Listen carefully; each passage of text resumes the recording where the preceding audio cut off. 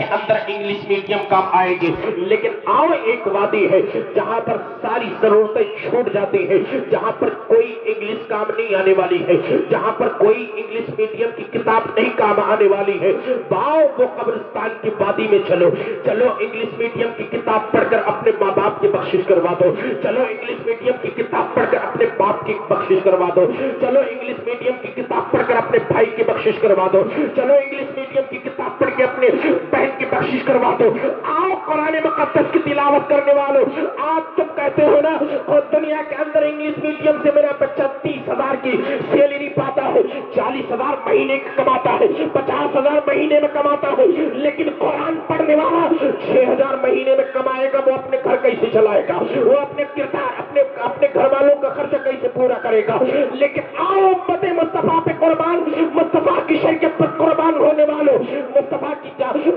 کے نام پر اپنی جانوں کو قربان کرنے والوں، سن لو، اپنی دل کی تختی پر نوٹ کر لینا کہ دنیا کے اندر بھی ایک جگہ ہے جہاں پر انگلش میڈیم کتابیں نہیں کام آنے والی ہے، نہ انگلش میڈیم والا بچہ تمہارے قبرستان میں جا کر منہا خلقناکم وفیہا نعیدکم ومنہا نخرجکم پڑھ کر مٹی قبر پر دے دے۔ اگر کوئی انگلش میڈیم پڑھنے والا ہے تو کوئی پڑھ کر ڈالے، کوئی کہیں پر انگلش میڈیم میں ہو تو پڑھ کر ڈالے، منہا خلقناکم وفیہا نعیدکم ومنہا نخرجکم تارۃ اخری۔ ہے کوئی انگلش میڈیم میں سکھانے والا یہ آیت ہے؟ اور تم کو بتا دوں، جب قبر میں تم کو اتارا جائے گا، بسم اللہ وعلی ملتی علی رسول اللہ، ہے کوئی انگلش میڈیم اسکول جس میں کہ تم کو سکھایا جاتا ہو؟ آؤ اور آگے بڑھو، من رب کا ما دین کا، تیرا دین کیا ہے؟ ربی اللہ۔ اور دنیا کے اندر اور آگے بڑھو، جب لوگ قبرستان میں تاپ کر چلے آئیں گے، اوپر سے مٹی بند کر کے چلے آئیں گے، جیسے قبرستان سے اقارب رشتے دار گھر والے 40 قدم دور ہوں گے، منکر اور نکیر آئیں گے، آنے کے بعد جھنجھوڑ کر اٹھائیں گے، اٹھانے کے بعد میں کہیں گے من رب کا، تیرا رب کون ہے؟ ما دین کا، تیرا دین کیا ہے؟ ما تقول فی شان حق حاضر رجل۔ اب بتاؤ کوئی ہے انگلش میڈیم جس کے اندر یہ سوال تم کو سکھائے جاتے ہو؟ ہے کوئی انگلش میڈیم کی کتاب جس میں کہ تم کو قبر کے عذاب، قبر کے اندر والے سوالات و جوابات کے تم کو سکھایا جاتا ہو؟ لیکن میرے پیارے، اپنی زندگی، اپنے بچوں کی زندگی برباد مت کرو، اپنی زندگی کو آباد کر، اپنے بچوں کی زندگی کو کامیاب کرنا ہے، اپنے بچوں کی زندگی کو اگر اچھی بنانا ہے، تربیت اچھی دینا ہے، تو ساتھ ساتھ انگلش میڈیم کے قرآن کی تعلیم دے دو، ساتھ ساتھ اپنے بچوں کو قرآن کا حافظ مت بناؤ، لیکن اتنا پڑھا دو اگر پاک کا جنازہ پڑھا ہو تو کسی عالم کی ضرورت نہ پڑے تو تمہارا بیٹا کھڑا ہو کر جنازے کی نماز پڑھا دے، اتنا پڑھا دو کہ اگر ماں کا انتقال ہو جائے تو کسی عالم کی ضرورت نہ پڑے تو تمہارا بیٹا ہی کھڑا ہو کر نماز جنازہ پڑھا دے اپنی ماں کی۔ لیکن اللہ پر افسوس تو یہ ہوتا ہے، آج لوگ اپنے بچوں کو جہاں 10 سال کی عمر ہوئی، جہاں 10 سال کی عمر ہوتی ہے، اپنے بچوں کو دکانوں پر بٹھا دیتے ہیں، 150 روپے کی لالچ میں بچوں کی زندگی برباد کر رہے ہو، لیکن کیا تم سے آخرت میں اس سوال کا جواب نہیں تم سے لیا جائے گا؟ ہر ایک چیز، ہر ایک ذرے کا حساب تم سے قیامت کے دن لیا جائے گا۔ اللہ تم سے پوچھے گا وَمَن يَعْمَلْ مِثْقَالَ ذَرَّةٍ خَيْرًا يَرَهُ وَمَن يَعْمَلْ مِثْقَالَ ذَرَّةٍ شَرًّا يَرَهُ۔ ہر ایک ذرے، ہر ایک قطرے کا تم سے قیامت کے دن حساب لیا جائے گا۔ آپ نے دنیا میں کتنا پانی خرچ کیا، آپ نے دنیا میں کتنا دولت کمائی، کتنا خرچ کیا ہے، لیکن میرے پیارے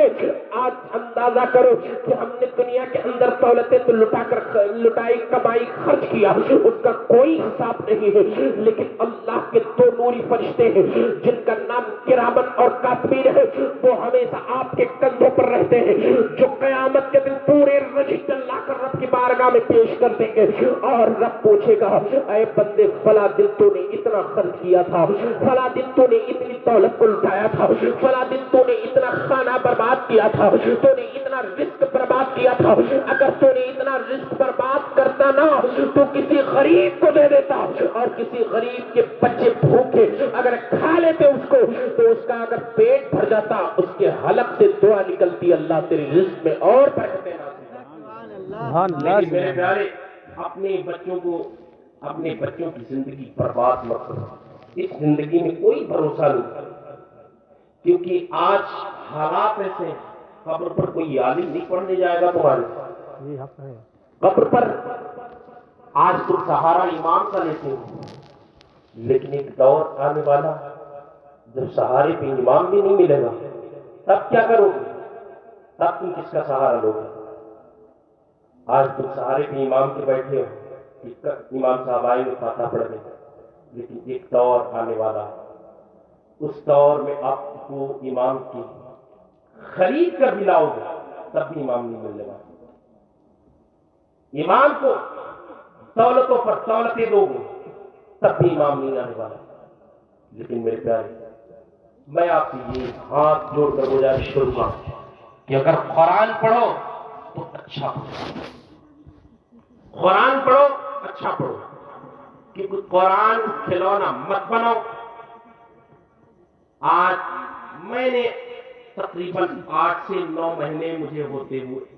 خیر گڑھ ہوئے جا رہے ہیں امامت کرتے ہیں، لیکن میں نے اللہ ماشاءاللہ میں سب کی بات نہیں کرتا، کچھ ایسے ہیں جو قرآن کو پڑھتے ہیں صرف انگلی چلتی ہے، الفاظ کا سب گائے۔ جہاں تک کہ میں نے حدیث پاک میں پڑھا اور قرآن مقدس کے ترجمے بھی ہیں کہ اگر انسان سورہ فاتحہ کو صحیح سے نہیں پڑھتا تو وہ کافر ہو جائے گا۔ سورہ فاتحہ میں 21 جگہ ایسا ہے جو سورہ فاتحہ 21 جگہ، سورہ فاتحہ میں 21 حرف ایسے ہیں جن کو لوگ ادائیگی نہیں کریں گے تو دین اسلام سے خارج ہو جائیں گے، اور لوگ ایسا کر رہے ہیں، قرآن پڑھ رہے ہیں۔ یار حافظ 15 منٹ میں ایک پارہ پورا نہیں کر پا رہا، حافظ 15 منٹ میں ایک پارہ نہیں پورا کر رہا، لیکن جو کچھ نہیں آتا جاتا ان کے 3 پارے ہو رہے 15 منٹ۔ آج تو گھر پہ فاتحہ ہو، قرآن خوانی ہو، اللہ ماشاءاللہ میں سب کی بات نہیں کر رہا، کچھ ایسی ماں بہنیں بھی ہیں، کچھ ایسے مرد حضرات ہیں جو حافظ آئے گا ایک وقت نہیں پڑھ پائے گا، ان کے 3-4 وقت ہو جاتے ہیں۔ کیوں؟ آج تباہیاں کسی کے گھر سے نہیں آ رہی، آج یہ جو بیماریاں آ رہی، تباہیاں آ رہی، یہ کسی اور کی ذمہ داری نہیں، آج ہم نے قرآن کو کھلونا بنا دیا، نماز کو کھلونا بنا دیا۔ اگر قرآن کو ادب کے دائرے سے سوچ سمجھ کر پڑھتے ہوتے تو آج ہمارے گھر میں رونقیں ختم نہ ہوتی، کیونکہ آپ قرآن تو وہ قرآن ہے جو حضرت عمر کے تیور کو بدل دیا۔ حضرت عمر کا ارادہ کیا تھا؟ یہ دین اسلام میں داخل نہیں ہوئے تھے، لیکن ان کا یہ ارادہ لے کے چلے تھے، تلوار چمکتی ہوئی تلوار ان کے ہاتھ میں لہرا رہی تھی، کہہ رہے تھے، مکے والوں سے کہہ رہے تھے کہ آج مصطفیٰ کا سر ہم قلم کر دیں گے، آج مصطفیٰ کا سر قلم کر دیں گے۔ لیکن اللہ اکبر، لوگوں نے کہا عمر کدھر جا رہے ہو؟ تو عمر نے کہا کہ آج اس آخر الزماں پیغمبر کا سر قلم کرنے جا رہے ہیں، جس نبی کا میں نے سنا ہے کہ